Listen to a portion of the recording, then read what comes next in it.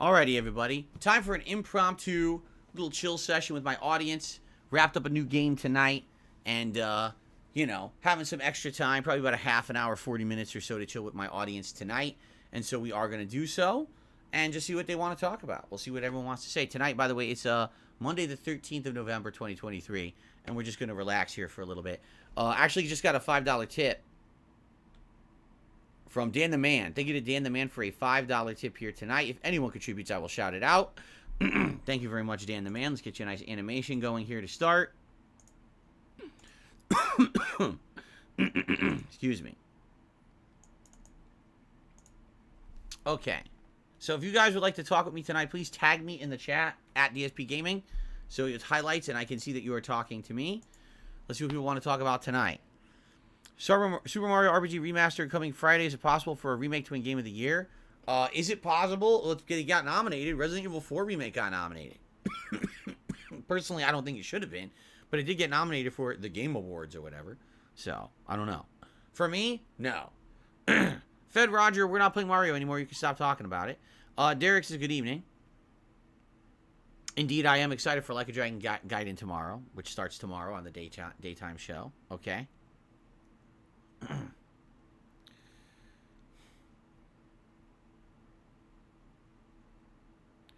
Let's see here. What makes a game an RPG to me? Well, see, here's the thing. There's two answers, because there's the traditional answer of what is an RPG, and then there's the answer of what's a modern RPG, and they're completely different. A traditional RPG back in the day used to be a game, and not a video game, but it was actually just a game, like a fantasy game, like Dungeons and Dragons, for example, where you are playing a role. Get it? Role playing. You're playing a role as a certain part of a greater whole, like a party. Like you have a party that's venturing out to perform adventures. So your role, are you the warrior? Are you the wizard? Are you the thief, right? What is your role within that party? The role-playing game. Traditionally, these games had systems in place that would determine the rules of the world. Is there a leveling system? What are the powers that each role plays, and what are the limitations of what each character role can do?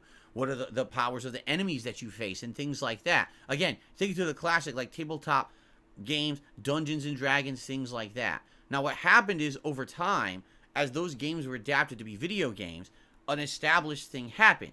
The original RPGs were all turn-based. They were all, you have a side, the enemies have a side, it's two groups fighting each other, and everyone has a timed turn with certain stats determining the speed of each turn and things like that. But everyone would have a role to play in the party, and it was turn-based. And they all have an element of like fantasy and exploration and camaraderie, working together with a party to become a cohesive whole that could face challenges. What ended up happening was, over time, as RPG video games evolved, they changed a lot. And a lot of RPGs went from the more strategic, playing a specific role, turn-based aspect, to be way more casualized, way more action-based, way more, no one even has a role anymore. It's just survival and doing some combat, right? Now, in the modern era, a lot of people would simply say, just because a game has any kind of a leveling system or any kind of an equipment system or anything like that, it's an RPG. Which is ridiculous, because if you look at some modern games, almost every modern game has a leveling system. The Forza games have a leveling system, and that's driving.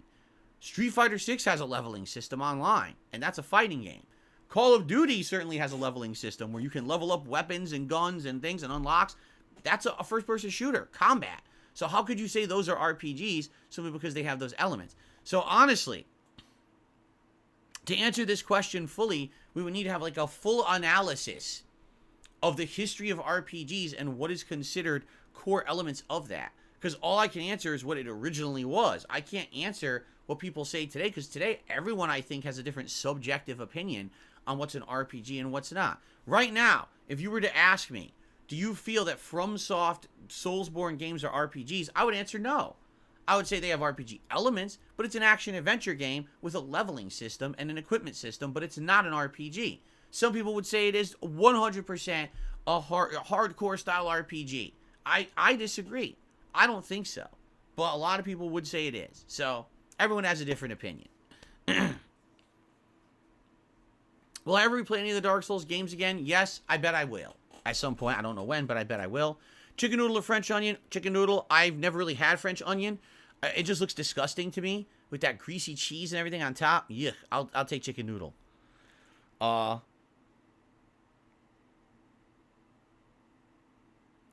right, here's a good thing to ask. Tub Tubs thinks I should skip Super Mario RPG that starts this Friday. It's the Super Mario RPG remake. It's Super Mario RPG with better graphics, new gameplay elements, completely redone music. He thinks I should skip it because he says, if Mario Wonder had low engagement and low support, what chance does Mario RPG have? And Mario RPG will be 40 hours. First of all, Mario RPG is only 15 to 18 hours long. It's a very short RPG. Even by like 1990s Square Enix standards, it's still a very short RPG. It's not, you're thinking that Mario RPG is like like you think it's Earthbound, right? Or you're thinking it's like a lengthy Final Fantasy game. It's not. It's totally not. Okay? So you don't think of it like that. And in reality, I actually feel like Mario RPG will be a much shorter playthrough than most of the RPGs I've played in the last several years. And it'll be a quick one that we could finish in a couple of weeks and then move on to other stuff. Okay? Because I actually know that people want me to play other games like Sea of Stars that came out in the summer. People want me to see me do that, and I didn't do it because I was playing Chrono Trigger. It's on Game Pass. That's like a no-brainer of one that I think I would like to play. The thing is, I can only play one major RPG at a time. I can't be playing multiple this type of RPG. You know what I'm saying? So we will see. But I understand what you're saying. I guess here's the real question. Okay, here is the real question. What do you guys think about Mario RPG? Do you think it's going to be a dud? Because here's the thing. I played Mario RPG in 2019 when it was first added to the Switch, Super Nintendo Marketplace, or whatever they call it on the Switch, the Virtual Console, whatever the hell they call it, right? Okay. So, the question here is, do you guys think people are going to find it boring because I played it 4 years ago? Because I did. I played it about 4 years ago. Will it be too boring because I played it 4 years ago? Do you think it's not going to be entertaining? Do you think that people won't show up and won't engage and won't support and won't like it? This is a question for you guys. Listen, I don't have to play it, but people have been asking me for it. Ever since it was announced, they've been asking me, would I play it? I'm like, yeah, I'll play it. I love it. I played it 4 years ago. You know, I love it, and I absolutely would keep playing it. Would play it again, you know, this new version that has all these improvements. So, you know, that's up to you guys. What you want. You guys let me know. We have 2 more days to determine if you want to see it on Friday, and if not, we can do something else. We don't have to play it. So you guys tell me, and then we'll figure out what I want to do, all right? I'm down for it. I know I like the game, okay? Jared did a super chat. The Dead Space remake was not on the list for Game of the Year. No, it's not. It's not on anyone's. It's totally not. It didn't really make any kind of awards or anything. But it's as I've said. Sadly, it seems like most games that come out early in the year, January, February, always get forgotten. The only exception would be if it's made by a game publisher that everyone's in love with, like FromSoft, then everyone will remember it. But outside of that, games that come out early in the year never get recognized by the Game Awards, as if they never existed. I don't know why. It just always happens. It's like people can't think back that far. They don't have good enough memory. If I weren't a streamer, would I play it? Would I play what? Super Mario RPG Remake? Yeah. Thing is, I would have played it when it hit the Switch Virtual Console at first 4 years ago, and I absolutely would play it again. I know it's a great game.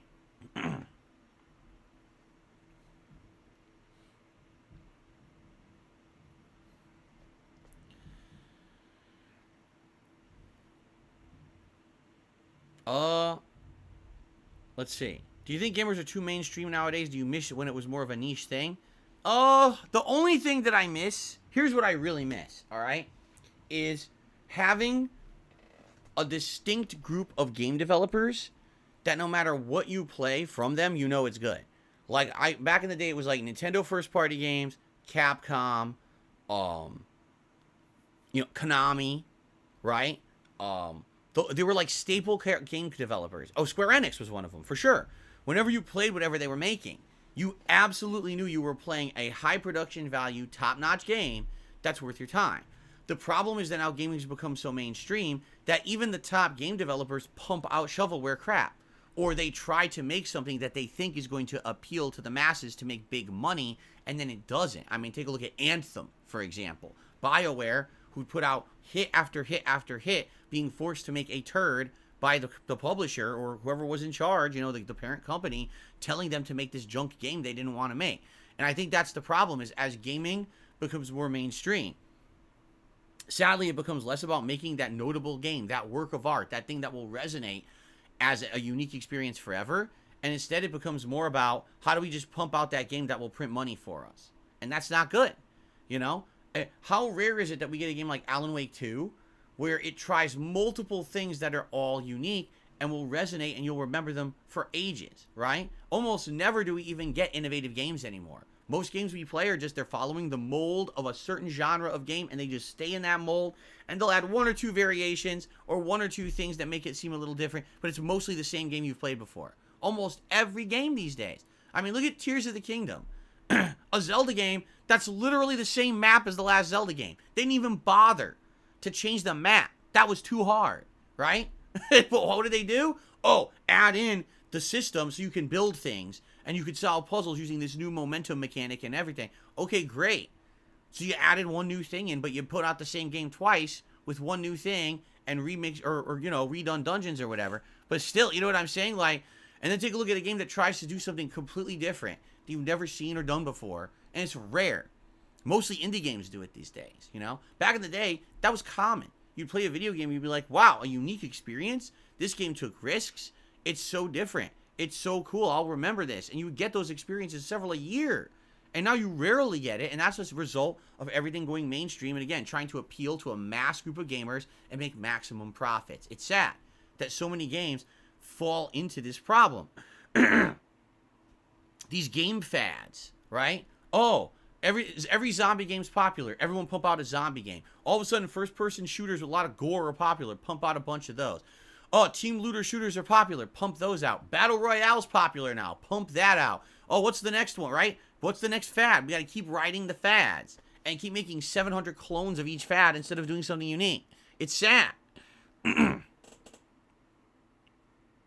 Okay.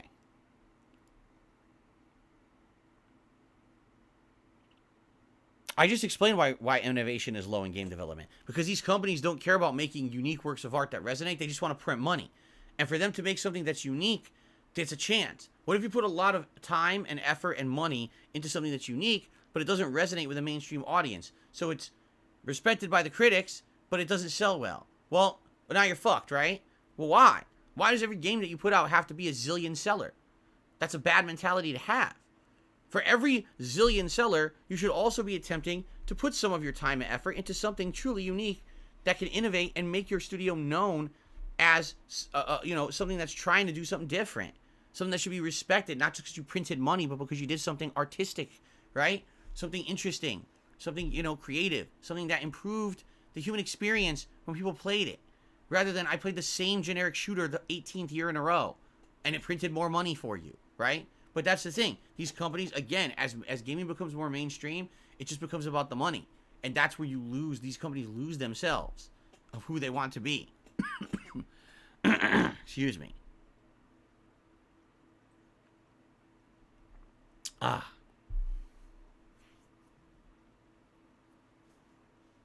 Okay.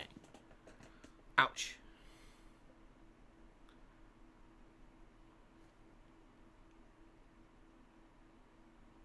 Well, it's true. If you take a gamble in the gaming industry and it doesn't pan out, you may be hurt and you may not succeed and you may not be able to keep making games. That's absolutely true.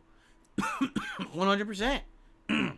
But, I mean, at one point, don't you think you should really do something unique and artistic rather than just the same old shit? Right?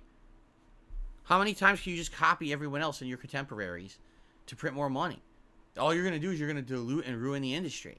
No one's even going to want to play fucking video games anymore if they're all the same, right? So it's a slippery slope. It's, as they say, a double-edged sword. Personal gain versus, ruining the gaming industry for everybody.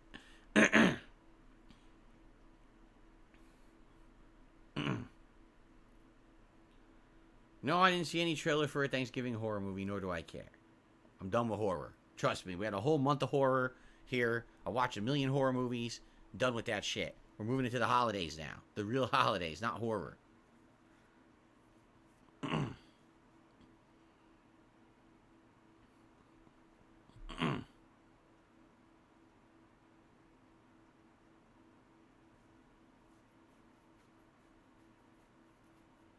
Haha. When Call of Duty goes on Game Pass, it'll be good money saved, said Mr. Game Master. They certainly don't deserve $70 a year, man. It's so weird that some years they'll release a game. It'll have like an interesting campaign. The multiplayer will have some kind of a new element that's fun. And then they'll have like other extra modes that'll be worth your time. And then they'll have another year with like no effort put into the campaign. Multiplayer is completely mediocre. Almost no new innovations or anything. Just the same game again. And even like the other mode, like Zombies or Warzone, it feels the same. Like same price though. Still $70. Like, oh.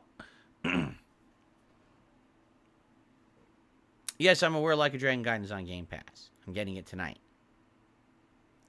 No, I did not start watching Invincible Season 2. If you guys haven't noticed, I've just been so busy. I haven't even had a chance to film my review of Season 1 yet. So I haven't watched Season 2 yet. I really wish I could have, because here we are halfway into November. The illness killed me. I was on track and on pace. I had all my reviews were out. I was like, okay, October's done. If I have time to watch Five Nights at Freddy's, I will. If not, I'll go right into doing Invincible and everything. And then me getting sick just ruined everything. It really did. It derailed my momentum of all the content I was putting out. And now it's like, so 2 nights ago, I had to do the playlist for the React show. Last night, I had to do the private patron videos. Tonight, I'm hanging out with you guys. So I could either hang out with you guys tonight for a little bit and have some fun chatting with you, or I could end early and go film this review. Now, what should I do? Right? I'm having fun. I like hanging out with you guys. I don't want to have to end early to do this review. So that's what I mean. Like, every night it's tough, man. It's tough when you're wanted for so many different things, you know?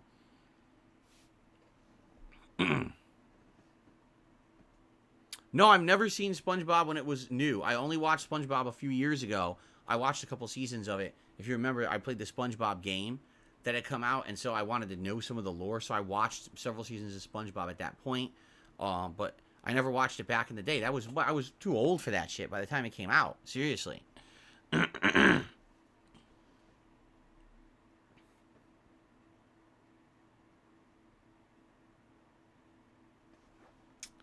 Okay.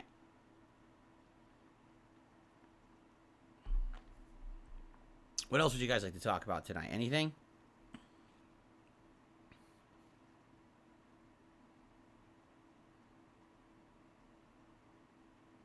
Derek, I don't recall what toys I got from Burger King as a kid, man. He's asking me what were my favorite Burger King toys. I have no idea. How do I remember that? I'm 41 years old, dude. I don't remember what I got as a Burger King toy when I was 5, you know? The Lion King toys were the ones that I remember. Because when I was a kid, those were all the rage. The Lion King was the most popular animated film of all time. And no exaggeration, if you went to Burger King when they had those Lion King toys that summer, you would wait like 25, 30 minutes sometimes to get your food because it was backed up because people were there for the Lion King stuff. They had signs out front. We don't have any more Lion King toys. Stop asking us. We've been out for a month. I'm serious. That's how bad it was that people wanted these Lion King toys. But outside of the Lion King toys, I don't remember toys from when I was a kid, dude. Would I play All-Star Brawl 2? No. I didn't play All-Star Brawl 1. Why would I play 2? I have no desire to play an arena clone game, that's trying to be like Smash and failed. You know, the Nickelodeon arena game, everyone hated. They played it for like a month, and they were all like, oh, this isn't Smash, and they dropped it. But it sold well enough that now they made a sequel. Now compare that to the one last year that had all the Warner Brothers characters. What was it called? I can't remember what it was called. But that one was definitely better. It played more like classic Smash Brothers, and it had enough innovation with the characters that I really liked it. So, that I can't remember what the name. Multiverses. That's what it was called. Thank you. I actually really liked it. It's just weird they retired it. Right? It's completely retired now. You can't even play it. And they claim like they're going to bring it back sometime next year as a full-fledged game you have to buy. That it will no longer be free to play. That you actually have to buy it as an outright game now. Which is weird because how do you have a game for over a year be free to play and have that model and have people spend on it and then say we're going back on all of that. It's going to become a full game now. Like, huh?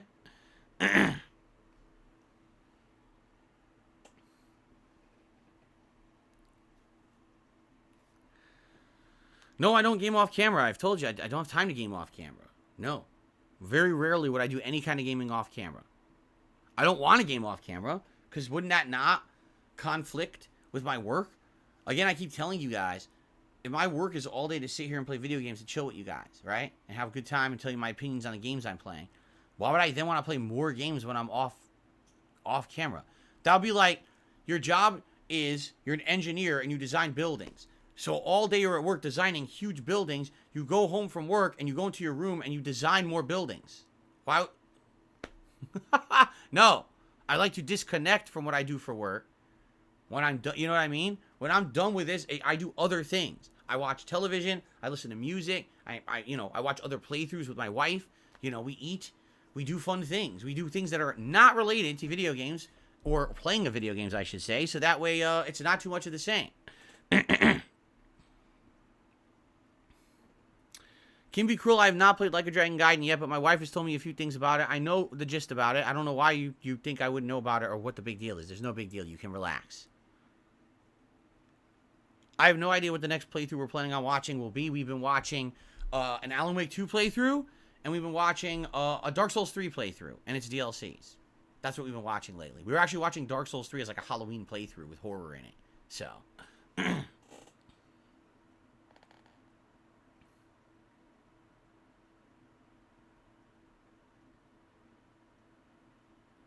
Yeah, I know. Listen, I just want to leave it behind me, but people keep bringing it up. They're like, oh, so sad that you got sick, so sad that you didn't have the Halloween. Listen, you're right. But we are 13 days into November now. It sucks that we missed the Halloween marathon. It ain't happening. It sucks that we didn't get our big Halloween culmination with horror games in my costume and everything. It sucks. But we don't need to keep talking about it. I'd rather move forward positively with the future rather than dwell on the negative of the past, right? We got all these new games coming up to play. We got the big... Adpocalypse coming up. We got a Christmas marathon coming up and all the fun things that'll come in December. You know, let's talk about that. Let's focus on the positivity of what's coming in the future rather than what we missed in the past. There's no reason to dwell on the past. You know what I mean?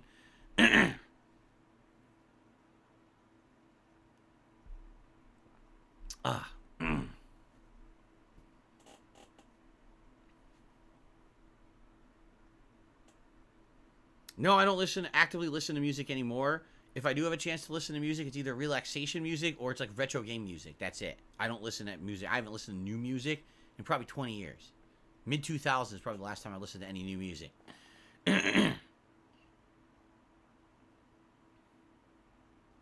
During the Christmas marathon, I always wear a variety of Christmas-themed attire, like Christmas sweaters and stuff like that, and usually like a Christmas hat or two. So, yes, I wear that stuff.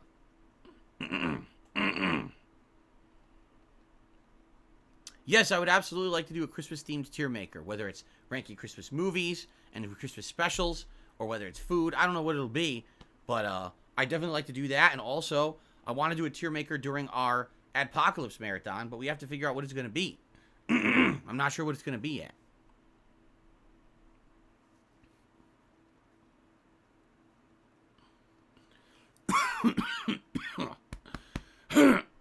Excuse me.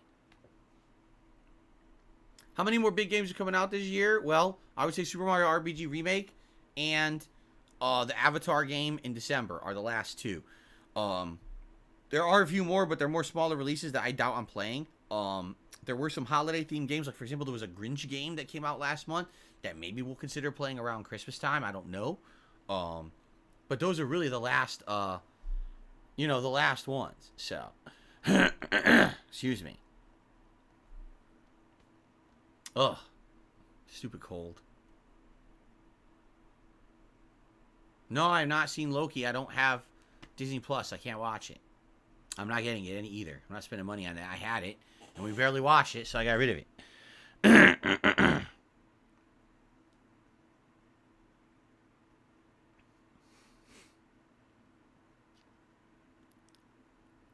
Yeah, I'm interested in the Avatar game. It looks good. I am interested in the Avatar game, and I possibly will play it. We'll see. I'm thinking about it. But if I get it, I'm gonna do exactly what I did with Assassin's Creed Mirage. I'm just gonna get Ubisoft Plus for a month, and I'll just get it via there. It's $18, and that way I'll play it that way, finish it, cancel my subscription again, so that way I don't have to worry about buying it outright. There's no reason to buy the game outright.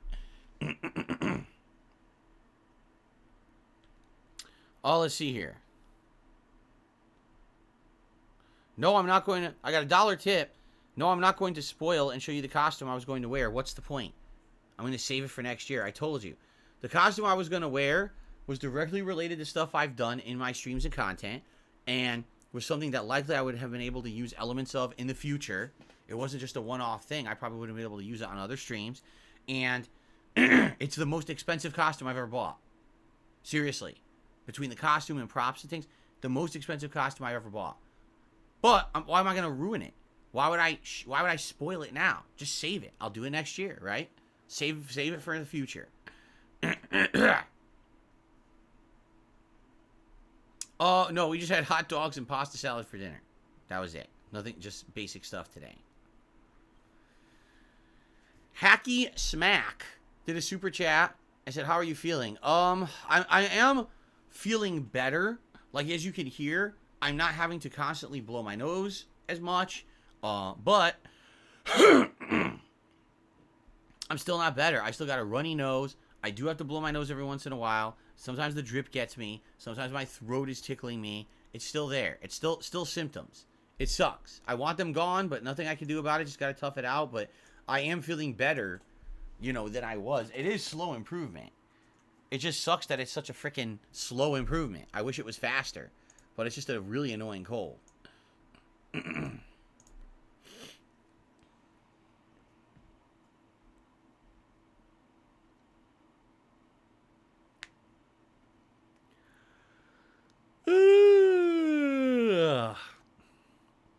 Thoughts on going clean shaven?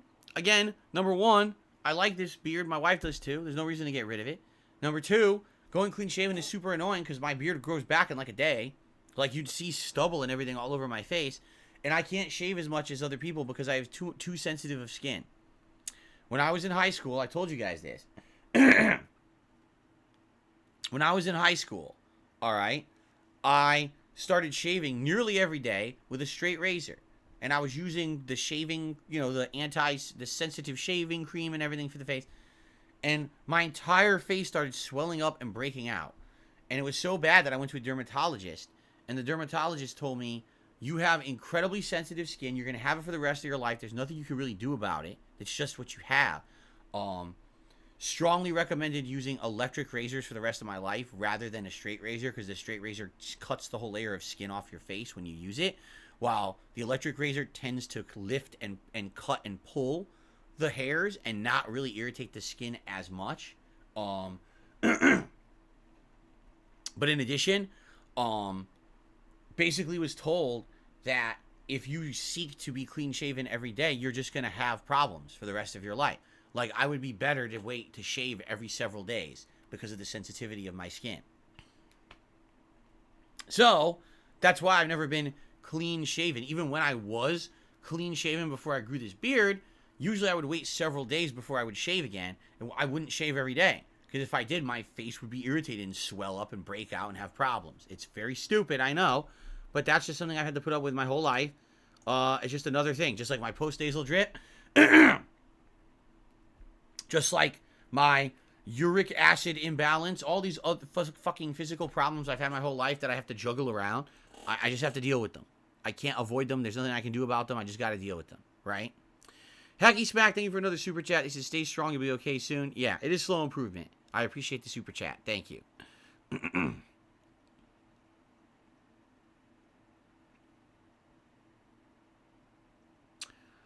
Sunday, I prefer more linear, curated dungeons in previous games like Bloodborne or the Dark Souls series to the open world of Elden Ring. I actually think the open world of Elden Ring is the worst part. I actually liked the legacy dungeons in Elden Ring much better than the rest of the game. Yes, I still have the Genesis Mini. It's in my closet there, stored. And would I ever play the games on it again? Maybe. I thought we had played most of the games on there people wanted to see me play. You know, like I played a good amount, like over a dozen, I think, games off of that thing. And I felt like we had touched upon the biggest ones. That's why I never consider going back, you know? No, Derek, we're going to eat our Thanksgiving dinner on Thanksgiving at night, off camera. We are not going to be doing... He says, why don't I eat my Thanksgiving dinner during the Adpocalypse Marathon? I'm like, nah, that's for us. You know what I mean? Like, that's... excuse me. That's just for me, for us, for our family. You know, I don't want to have my Thanksgiving dinner on a fucking stream publicly. Some things, you know. But the schedule next week's going to be a little different. My day off is typically a Thursday. Well, Thursday is Thanksgiving. I can't go shopping on Thanksgiving. So next week has to be a shorter streaming week where my day off is Wednesday. So I can still do my errands and stuff. And then Thursday, I will be here on Thanksgiving to do one stream. I just don't know what. I have no idea what it's going to be. It'll probably be some gameplay or something. And then that Thursday night, I'll be off to celebrate Thanksgiving with my family and have dinner with my wife. And then Friday, I'll be here all day for the Adpocalypse Marathon. Okay?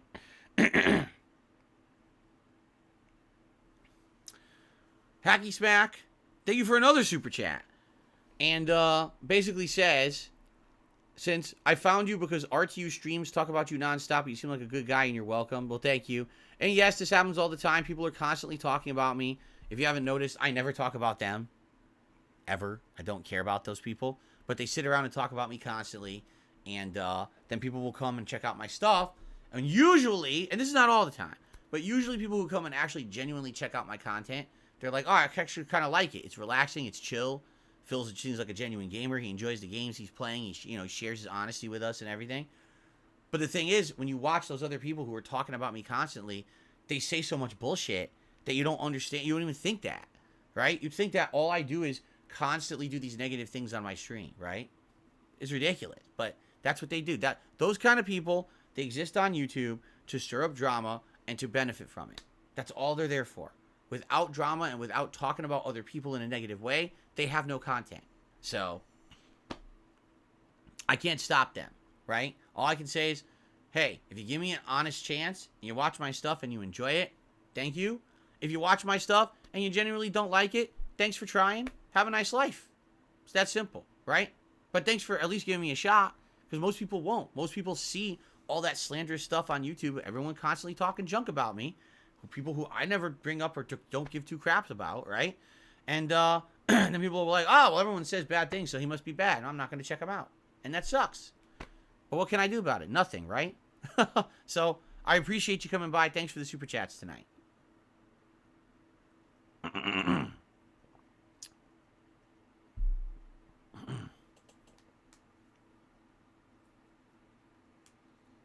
I'll be around for about another 15-20 minutes, just so you guys know. So anything else you guys want to talk about, tag me in the chat. Thanks to those who did contribute tonight for the conclusion of Mario and for this chill stream. I appreciate it.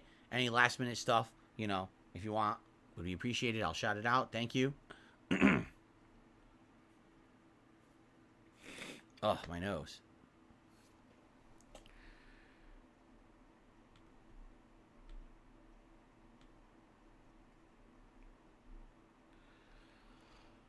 Alright, I'm just gonna get rid of some of the troll element here. Sorry, starting to get tired. Get rid of some of the troll element here tonight.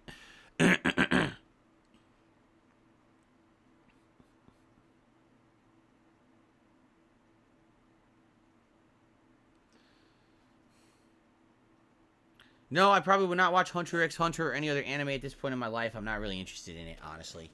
Nah, when I was younger I was. Pretty much not anymore.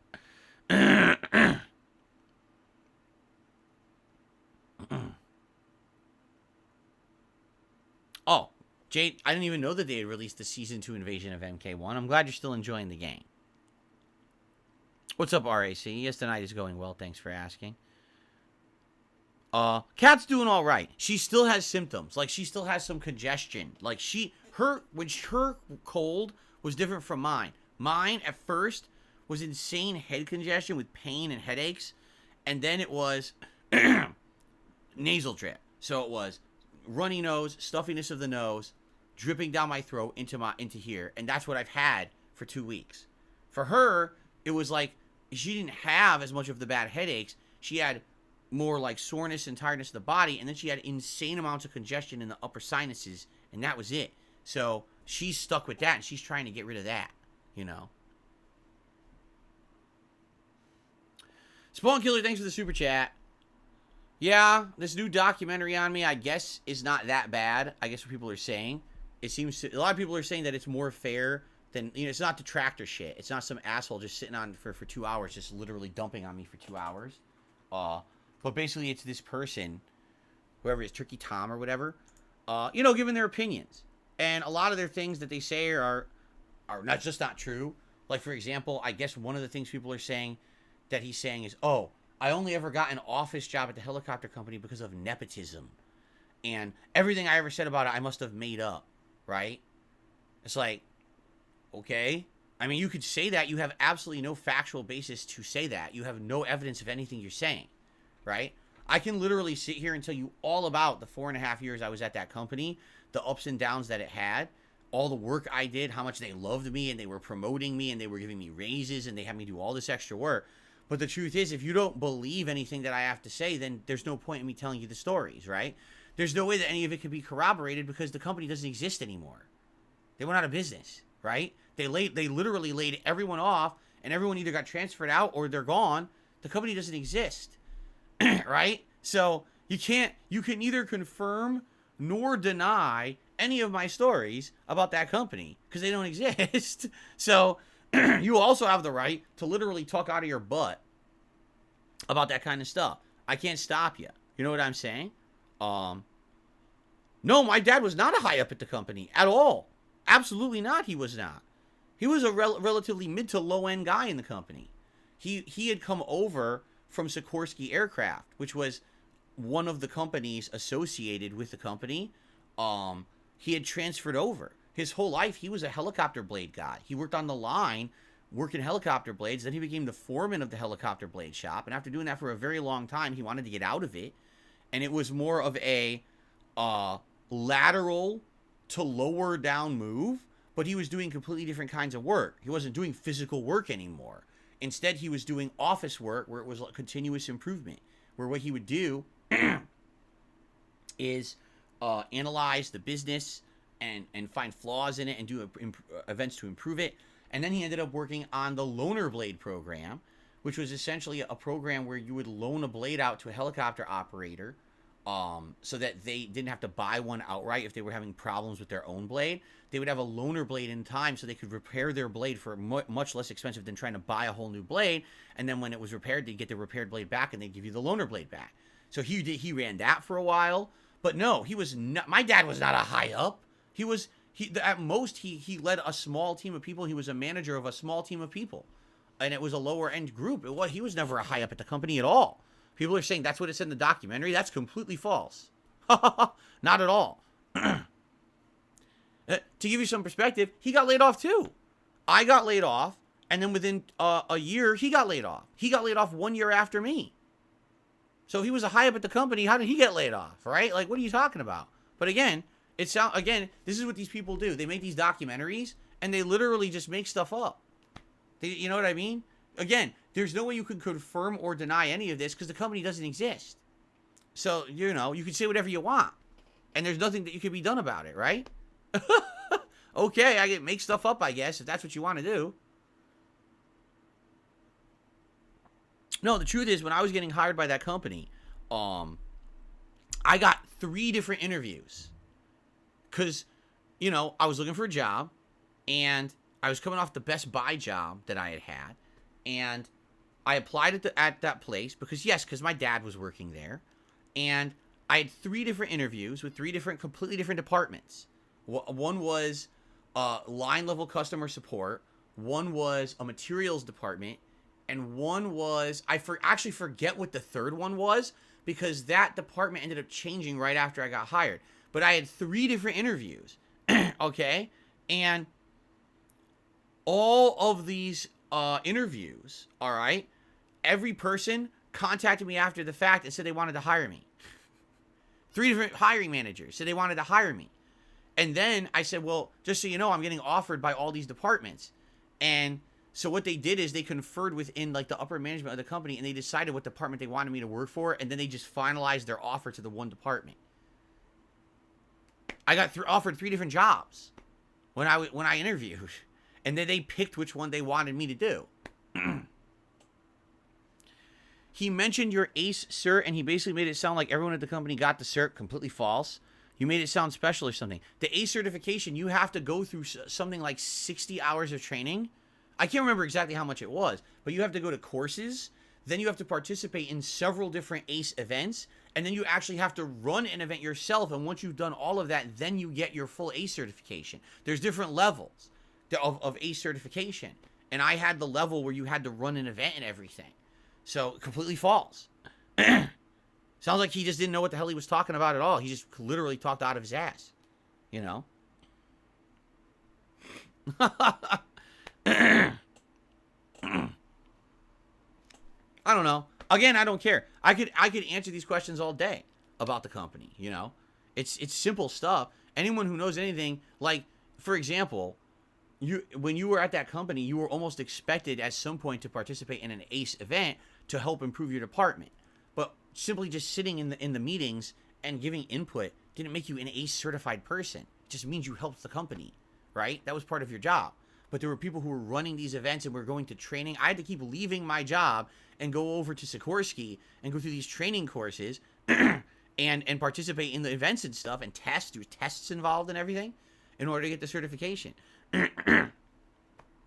But again, how do you prove that when the company doesn't exist? That's what I mean. It's easy in 2023 to make a documentary about it and pretend like you know anything when there's no way to corroborate anything because the company doesn't exist, right? It's easy. Have a good night, Vietnamese comrade.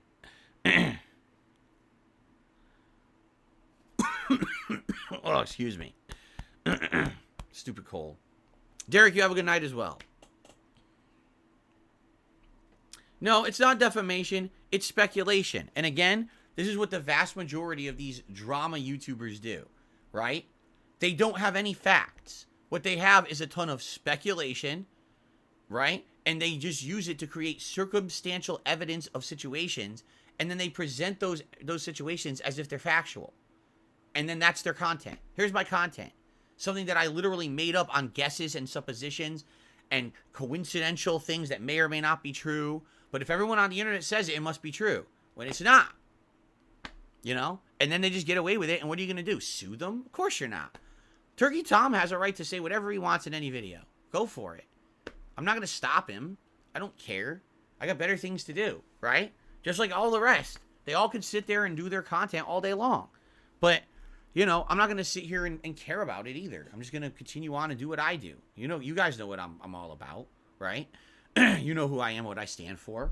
I'm not going to sit here and make that kind of content about others because I truly understand how harmful it can be if it's misinformation. So I would not do that. Instead, I make positive content about games. That's what I do, man. You know, that's all I care about. Okay.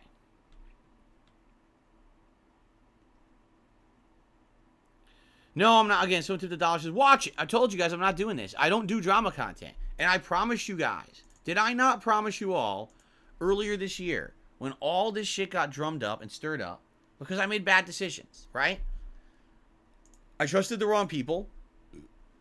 Definitely trusted the wrong people, right? And what happened? Months and months and months of drama. For everyone. And at that point...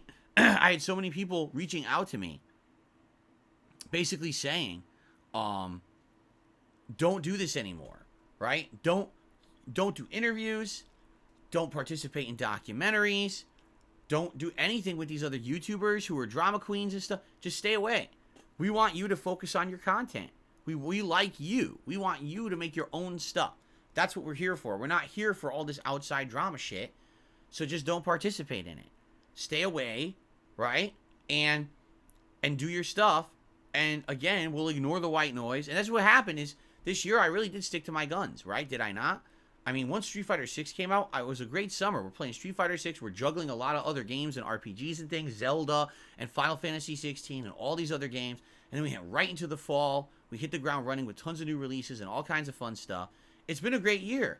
Why? Because I stayed out of that shit. I stopped watching the drama documentaries. I stopped doing all that crap that was causing this controversial nonsense. Right? And I just absolutely ignore nonsense. Because I just don't want to be a part of it, you know? So why on earth am I going to do a react to a documentary about me right now? Why would I bother? What's the point? Because again, there really is no point. Because again, no matter what I say and do, no one who doesn't like me will believe me anyway. For example, there's no way to prove or deny anything said about my time at helicopter support because the company doesn't exist. There's no corroboration possible. It's done. The company liquidated. They're gone. All outsourced, and everyone moved on with their lives or whatever. So there's no way to confirm or deny anything. You know what I'm saying? So because of that, there's no point in watching a drama documentary and saying, that's wrong, that's wrong, that's wrong. Who cares? Right? Who cares? No one, again, the people who are watching that kind of content and they're doing it because they're hate watchers, for example, they're not going to believe anything I say anyway. So what's the point of me watching and debunking a documentary? None of them care. My fans already don't care. They don't want to hear me debunk anything because they don't give a shit. You know, they're not sitting there actively watching it and saying, wow, I believe every single thing said about Phil in this. They just want to watch my content. That's what they're here for, right? Tonight, those who are here for Mario to watch the end, those who are here to chill with me, that's what you guys are here for. So why am I going to go out of my way to talk about that? I'm not going to make any new fans by debunking what's said in a documentary. It's just going to waste my own viewers' time. It's going to waste my time when I should be doing better things with my time, like playing games, right? And it's not going to have anyone just believe me who people don't want. Exactly right. What someone just said, my ruin said, no point in trying to convince people who don't want to be convinced. Exactly. There's those people don't want to be convinced. This is what they want. They want to hear negative things about someone that they don't like, and they like causing misery. Again, it's the lol cow cult culture. It's people who are in that community of lol cow culture. All they want to do is bring down others so they feel better about themselves. So I'll watch the negative documentary and I'll just revel in all the toxicity and love it. And even if there's evidence to the contrary that half the shit in there is wrong, I don't care. That doesn't exist, right? To them, it's, it doesn't matter because they don't care because they're just there for the toxicity anyway. So they're not looking to be convinced otherwise. They don't care about being convinced otherwise. They're just there for the negative shit. So why should I waste my time debunking this stuff and watching a documentary when no one's going to care? My positive viewers don't care, and the negative viewers won't believe me. So why waste my time? Right? Okay.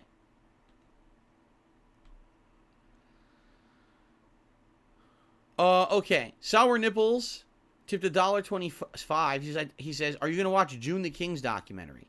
I would like to because I feel like June the King has done a great job with those documentaries he makes. He has outright told me he does not want my involvement nor my haters' involvement at all in his documentary. That he wants it to be genuine based on only the research he has done. He wants no outside influences, right? Now think about that. He just wants to do his own research, and whatever he finds, he's going to factually report. That's pretty cool, I think. I don't know how much different it'll be from other documentaries, but at least in that situation, you could tell this is not a guy out to get you. This is not a guy out to sensationalize negativity. He's just going to report what he found. You know what I say? I mean, and we already talked about it, that after his documentary comes out, and as long as I feel it's a fair documentary, that I would possibly do like an interview with him after the fact, talking about the documentary and maybe some of the things he had questions on, or maybe some of the things he did get wrong. He literally wants to do a follow-up special with me to clarify things about the documentary that maybe I disagree with. I think that's pretty darn fair. He's already told me this outright. He's like, I would like to maybe do that with you, because that way it's fair to you after the fact. Let me do my documentary fairly the way that I want to do it, without involvement from you or your haters or anyone. And then when it's done and out there, as long as you feel it wasn't completely unfair, let's have a follow-up event where you can talk with me and we can talk all about it. That sounds pretty fair to me, right? Because he could easily have just said, nah, fuck it. I'll put it out and screw you, right? But instead, he wants to do something fair. I think that sounds pretty darn nice, you know? And again, I'm sure he's not going to pull any punches. I've done a lot of fucked up things over the years.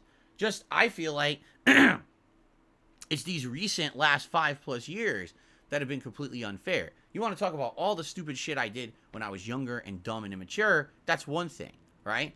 But all the shit that I've been through in the last 5 years, I really feel is unfair.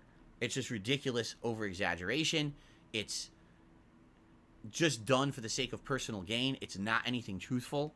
And I don't like, you know, that's what really kills me, is that I can't really get ahead because these fucking people get away with this stuff, right? So, I don't know. Again, I don't know how that's going to go or anything. And he already told me that's way, way out. That's not coming anytime soon either, so. But anyway, yeah, I would be interested if he actually is doing a fair documentary on me of watching it, you know, and reacting to it, and then doing a follow-up interview / conversation with him about it. Why not, right? So someone named Philip Jackson tipped me $2, and he says, I'm watching your content in the background. I managed to get gold rank 5 with E-Honda. I'm watching and trying to emulate your combos. They seem to be working well. Have a great night. Well, congrats. You know, I haven't played with Honda in a while, but when I was playing him, I was starting to get him and understand him and doing pretty good, and I got him to master and everything. And, you know, I wish you the best with your endeavors to improve your Honda gameplay. Congratulations on that. Hopefully you hit platinum and higher soon. Right? Okay.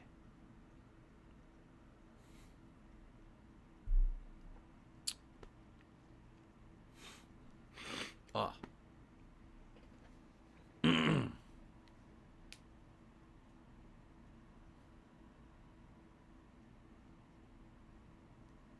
Any last minute stuff, guys? Or shall we wrap it up? Shall we pack it up and wrap it up? It's up to you guys. If you have anything else to talk about, now's your chance. Tag me in the chat. If not, I guess we're done. And again, thanks to those who contributed in some way tonight. Have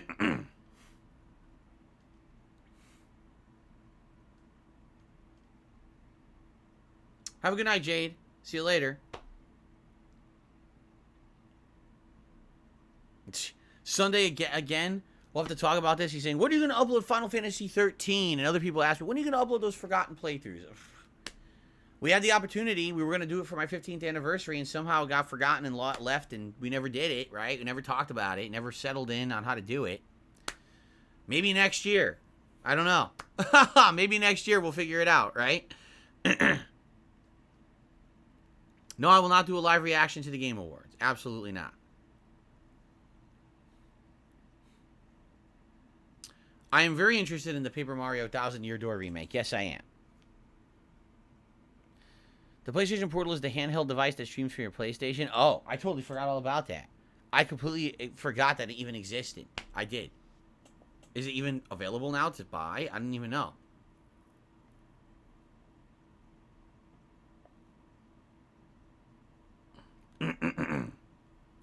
What do I think the best 2D Mario game is? I still think it's Super Mario World. Super Mario World was such an innovative game at the time.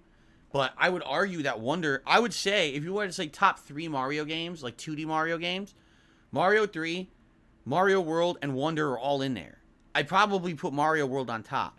But they're all kind of interchangeable for various reasons. They're all really great games. I'll say this. Mario Wonder is much better than any of the new Super Mario Brothers games. New Super Mario Brothers, New Super Mario Brothers Wii, Wii U. It's better than all those, for sure. Excuse me.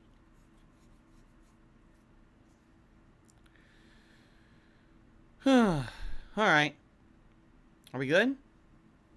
Is it time to wrap it up for the night then? I just got another $1 tip from Philip Jackson again. He says, yes, we have almost the same name. Not really. My last name is not Jackson. The hardest matchups for me are Ken and Minot. Ken overwhelms me. Minot gets me with their command throws. No, it's absolutely correct because Minot's command throws stuff almost all of his moves. They stuff his headbutt, which is his best reversal move, gets stuffed by the throw. So you end up with way less options, and there's not much you can do if she's doing the lockdown strings and stuff into throw. You can't really do anything. You just got to guess or get lucky. Ken is just a bastard. He's just so overpowered. I can't. You know, it's funny because I haven't played Street Fighter 6 in about a month, right? And I know I want to go back. I want to get back into it. And I just know what's going to happen. It's going to be... Here's the problem once a fighting game's been out this long is... Let's say, for example, I wanted to start playing with Dalsim, and I wanted to learn him. Literally, it's going to be fight 5 million scrub Kens who all play the same, and they all dominate because they do that overpowered bullshit pattern gameplay. And because you're playing an underpowered character, you just get bodied constantly. It's just fucking annoying. You know? It's going to be like, no time to learn. Can't learn shit. Because here comes Ken with all the high priority button mashing bullshit. Because they made him so high priority and just overpowered. It's stupid. That's why it's really dumb having a stupidly overpowered character in a fighting game. But that's what happens. Yes, we will likely watch some Christmas movies and specials. I don't know when or what yet, but hopefully we will. I always like doing that every year.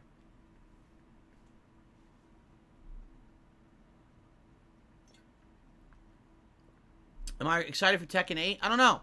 We'll see.